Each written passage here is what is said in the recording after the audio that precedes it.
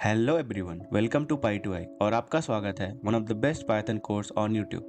क्योंकि आपको सिर्फ लेक्चर ही नहीं जबकि मिल रहा होगा डेली क्विज और डेली नोट्स भी, और साथ ही साथ डेली प्रैक्टिस क्वेश्चन भी, वो भी बिल्कुल फ्री। आज हम पढ़ने वाले स्ट्रिंग फॉर्मेटिंग के बारे में, चलिए स्टार्ट करते हैं। तो पहले समझते हैं कि इसका क्या मतलब है। It is used to insert variables into a string. इसका मतलब है वेरिएबल्स को स्ट्रिंग में इंसर्ट करने के लिए हम इसका यूज करते हैं। मतलब यहाँ जैसे मैंने लिया नेम और मैंने लिखा नेम, मान लेते हैं अभी के लिए नेम ले लेते हैं कुमार। ठीक है, मैंने लिखा एक स्ट्रिंग और स्ट्रिंग में मैं अभी के लिए मान ले रहा हूं माई नेम और फिर एज। अब यहाँ पे मुझे नेम में ये जो कुमार है इसकी वैल्यू को इंसर्ट करना है, यानी ये क्या है, एक वेरिएबल है। इस वेरिएबल को मुझे इस स्ट्रिंग में इंसर्ट करना है। इसके पहले आपने पढ़ा है कि क्या करते हैं, हम कामा लगाते हैं, कामा लगा के यहाँ पे नेम लिख देते हैं वेरिएबल, तो ये आपका हो जाता है। लेकिन फॉर्मेटिंग में हम कुछ नई चीजें आप सीख रहे होते हैं, यानी ये तो सही ही है लेकिन इसके अलावा कुछ अच्छा तरीका होता है, कुछ हमारे पास वही तरीका होता है जो कि यूनिवर्सली यूज होता है, उसको हम सीखने वाले हैं। यानी कि हम क्या करेंगे, हम यूज करेंगे फॉर्मेट फंक्शन। हम क्या यूज करेंगे, फॉर्मेट फंक्शन। अब फॉर्मेट फंक्शन के बाद एक फंक्शन और होता है जिसको बोलते हैं एफ स्ट्रिंग। ठीक है, एफ स्ट्रिंग हम पढ़ रहे होंगे अगली क्लास में। आज की क्लास में हम पढ़ रहे होंगे फॉर्मेट फंक्शन। चलिए स्टार्ट करते हैं। तो फॉर्मेट फंक्शन का ये आपका सिंटैक्स है, यानी कि हम कुछ आपका कर्ली ब्रेसेस लगाते हैं स्ट्रिंग के अंदर, फिर कॉमा करके फॉर्मेट आपका जो मेथड है उसको हम यूज कर रहे होते हैं। अब इसको समझते हैं कैसे हम यूज करते हैं। जैसे सेम एग्जांपल में ले रहा हूँ, यहाँ पे मैंने लिखा नेम और नेम में मैंने लिखा कुमार। ठीक है, कुमार लिख दिया। अब मुझे इस कुमार को उस स्ट्रिंग में जो कि मैंने लिखा था, यहाँ पे वही सेम एग्जांपल लेते हैं str, यहाँ पे लिख लेते हैं माई, फिर नेम, फिर उसके बाद एज। अब इस स्ट्रिंग में मुझे पर्टिकुलरली इसको क्या करना है, इंसर्ट करना है। तो इसका क्या तरीका है, यहाँ पे आप सिंपल से लगाएंगे कर्ली ब्रेसेस। ठीक है, उसके बाद आप स्ट्रिंग क्लोज करेंगे, फिर डॉट लिखेंगे और फिर फॉर्मेट फंक्शन का यूज करेंगे। मैंने यहाँ पे क्या लिखा, फॉर्मेट फंक्शन यहाँ पे लिखा। अब इसके बाद वैल्यू, यानी वैल्यू यहाँ पे क्या है, वेरिएबल का नेम, यानी मुझे लिख देना है सिंपल सा नेम, और फिर उसके बाद मैंने इसको कर लिया क्लोज। ये हो गया आपका फॉर्मेट फंक्शन का यूज करके इस चीज को लिखना, यानी कि वेरिएबल को इंसर्ट कराना। अब कोड करके देखते हैं, समझते हैं कि कोड में ऐसा क्या होता है यहाँ पे। तो हम आ गए यहाँ पे स्क्रीन पे, मैंने लिखा जस्ट यहाँ पे नेम, और नेम में मैंने वही सेम एग्जांपल ले लिया, मैंने लिख दिया कुमार। अब उसके बाद मैं यहाँ पे प्रिंट करा रहा हूँ, प्रिंट मैंने लिखा और प्रिंट के अंदर मैंने एक स्ट्रिंग लिख दिया। मान लेते स्ट्रिंग सीधे ही ले लेते हैं, यहाँ पे लिखते हैं माई नेम एज।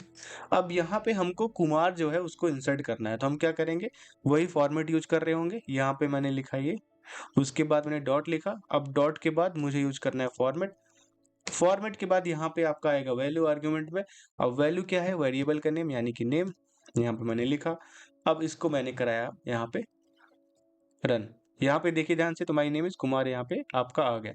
तो कुछ इस तरीके से आप फॉर्मेट फंक्शन का यूज कर रहे हो। तो चलते हैं इसके आगे, हम समझते हैं कुछ और यूज। यहाँ पे हो गया आपके फॉर्मेट फंक्शन की बात आ गई। अब यहाँ पे आगे हम क्या कर रहे होते हैं, वैल्यू को यूज कर रहे होते हैं, जैसे कि मैंने आपको डिस्कस किया। तो ये आपका फॉर्मेट फंक्शन का आपका पूरा का पूरा हो गया मेथड। आगे देखते हैं हम। अगला आपका पोजिशनल आपका फॉर्मेटिंग। इसका क्या मतलब है, इसका मतलब है जैसे मैंने यहाँ पे दो ले लिया वेरिएबल, एक ले लिया नेम और एक ले लिया आपका एज।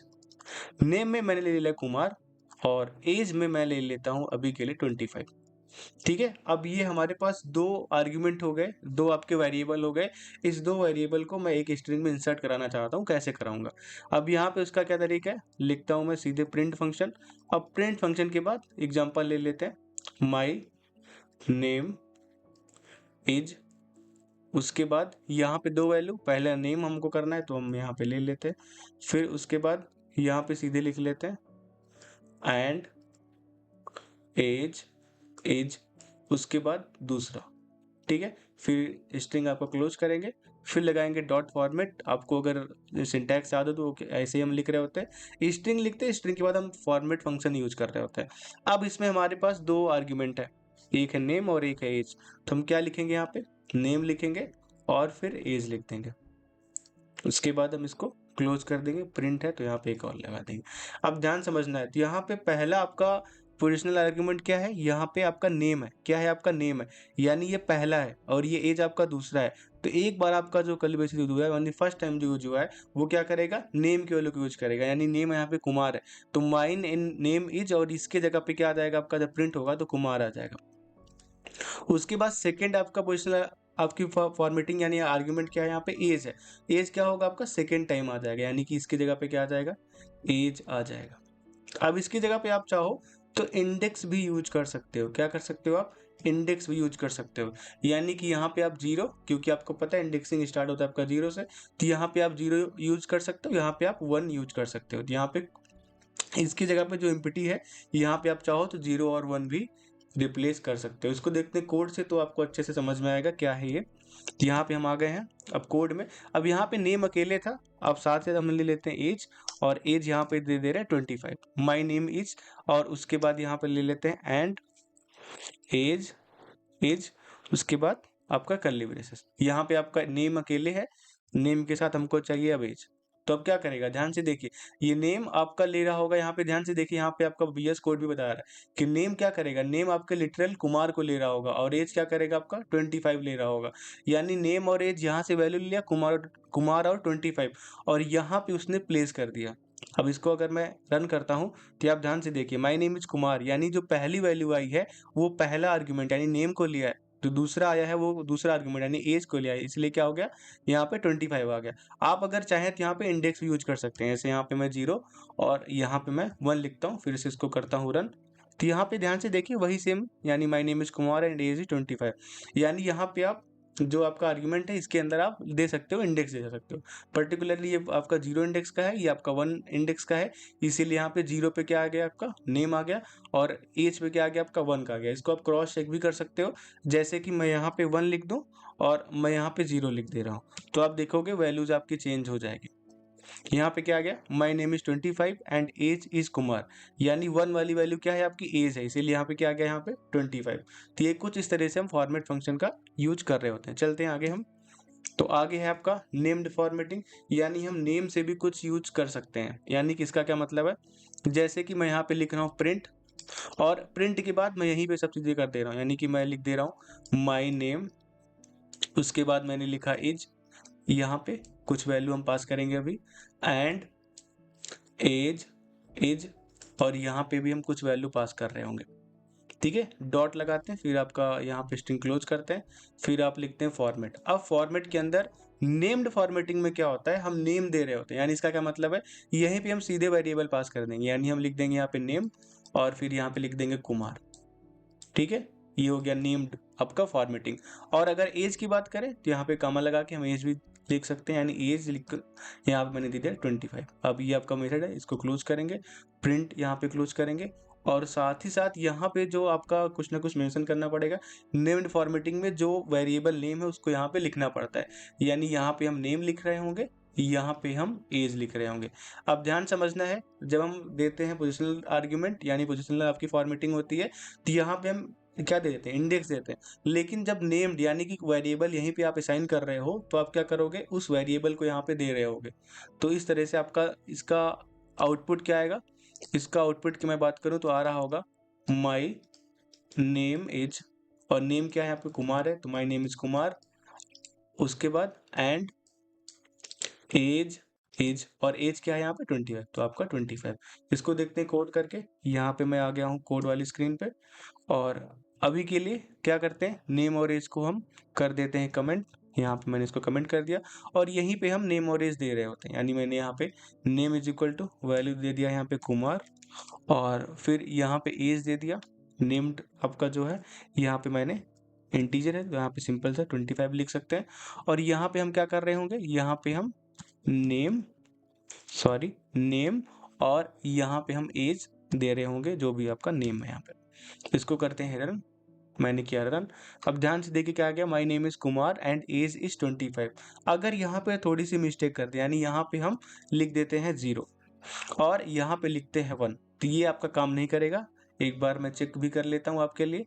तो यहाँ पे क्या गया, replacement index 0 out of range, क्योंकि ये इंडेक्स क्या करता है, इंडेक्स आपका ढूंढता है पोजिशनल, लेकिन यहाँ पे है नेम्ड।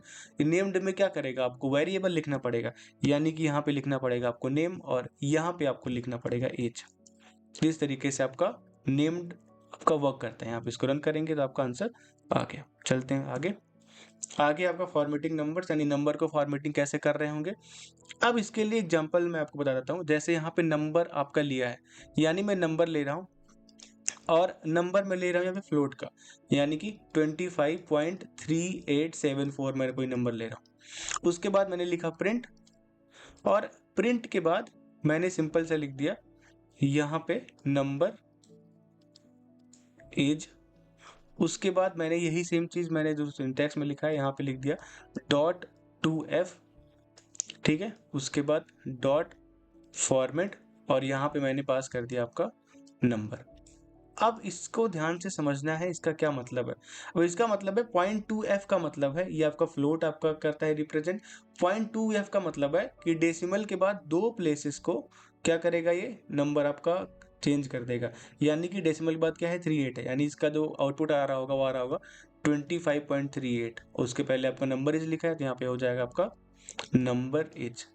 अगर यहाँ पे .3f लिखा होता तो क्या होता है, यहाँ पे 387 आ रहा होता, यानी कि जो भी यहाँ पे वैल्यू लिखी होगी वही उतना आपका आ रहा होगा। तो ये आपका फॉर्मेटिंग नंबर है, इसको हम देख लेते हैं कोड करके। तो यहाँ पे हम आ गए हैं, यहाँ पे हम लेते हैं नंबर, और नंबर मैं ले रहा हूँ एक फ्लोट का यानी 2.2345।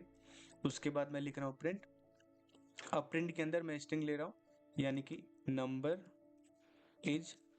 उसके बाद मैं ले रहा हूँ आपका कर्ली ब्रेसेस, उसमें सिंटैक्स इसका कुछ इस तरीके से है, पहले लगाते हैं आपको कॉलन, फिर लगाएंगे डॉट, फिर आपको 2 तक करना है तो यानी यहाँ पे 2f लिख रहे होंगे, फिर लगाएंगे आपका फॉर्मेट, और फॉर्मेट के अंदर जो आपका आर्ग्यूमेंट होगा वो हम पास करेंगे एज अ वेरिएबल, यानी कि यहाँ पे नम।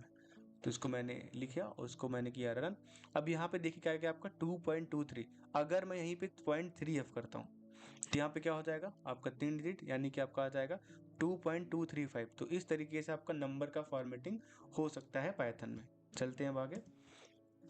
अब आगे आपका है पूरा का पूरा समरी, यानी कि आपका जो भी फॉर्मेट फंक्शन में बेसिक फॉर्मेटिंग, मल्टीपल वैल्यूज भी आप इस तरह से पास कर सकते हो, जैसे हमने नेम और एज करके पास किया था। Positional formatting, name formatting, decimal formatting, ये पूरा पूरा आपका चार्ट है।